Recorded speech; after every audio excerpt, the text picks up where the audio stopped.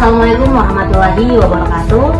Saya Nita Oktaviani selaku owner dari UKM Cemerlang dan merupakan instruktur pada program pendidikan kecakapan wirausaha PKBM Bina Warga tahun 2024. Di sini saya akan memperkenalkan alat dan bahan serta mempraktikkan salah satu materi ajar pada program pendidikan kecakapan wirausaha PKBM Bina Warga tentang pembuatan batik.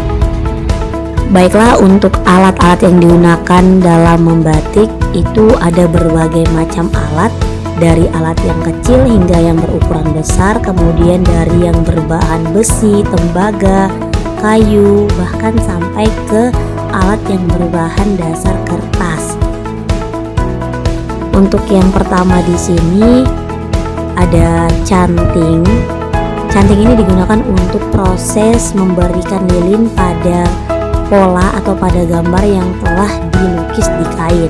Kemudian ada kuas yang biasa digunakan untuk melukis, tapi dalam hal membatik digunakan untuk ngeblok. Bisa juga mencanting, tapi untuk khusus motif-motif yang besar. Kemudian ini ada kompor listrik, tentunya berpasangan dengan kuas dan canting. Nah, kompor listriknya di sini kebetulan kita memiliki ketekan. Ini ada cetakan batik yang terbuat dari tembaga, kemudian ada juga yang terbuat dari kayu dan kertas. Tentunya kualitasnya berbeda.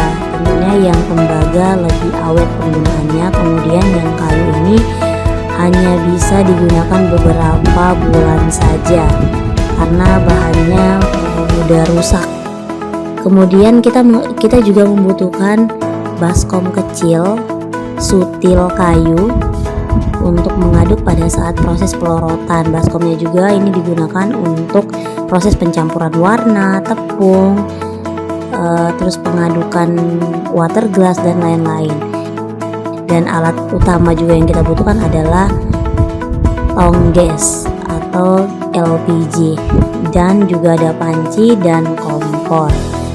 Ini semua merupakan alat yang digunakan. Tentunya yang dibutuhkan tidak boleh kurang ya teman-teman untuk proses membatik.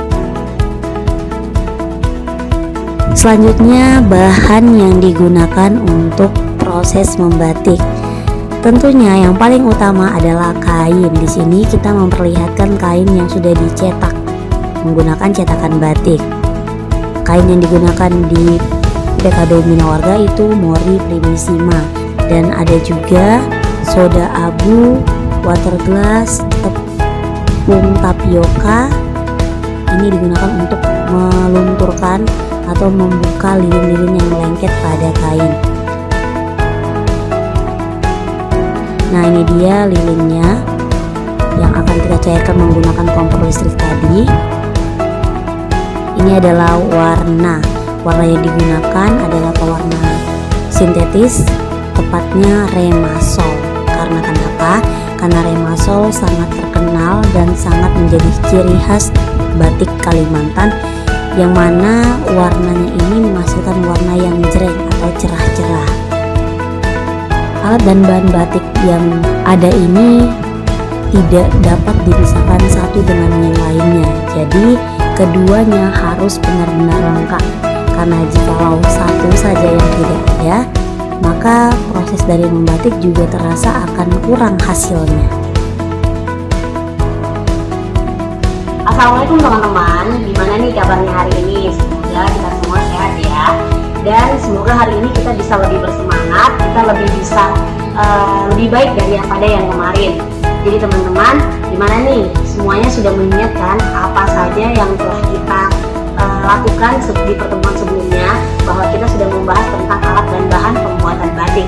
Semuanya juga harus tahu apa saja alat dan bahan itu, karena berhubung banyak sekali materi ajar yang akan kita ikuti bersama, kita harus tahu dulu nih apa alat dan bahan batik itu dan apa fungsi dari masing-masingnya.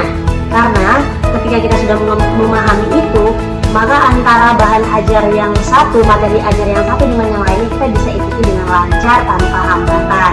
Jadi teman-teman semua, kita ulangi lagi ya apa saja alat dan bahan batik yang akan kita gunakan nih selama proses pembuatan batik.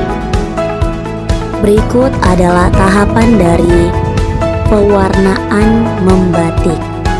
Jadi yang pertama kita perlu siapkan dulu kain yang sudah dicanting atau dicap. Pastikan dulu ya tidak ada noda apapun pada kain. Kemudian siapkan gawangan. Sebelum proses pewarnaan kita juga perlu nih mengecek kembali bahwa gawangan tidak bernoda. Jadi gawangannya dilap dulu menggunakan lap basah, baru kemudian menggunakan lap kering. Siapkan pewarna batik. Kali ini kita menggunakan pewarna dengan jenis remasol yang tergolong cerah. Sebagaimana kita di Kalimantan, batik yang dihasilkan terkenal dengan warna yang cerah-cerah.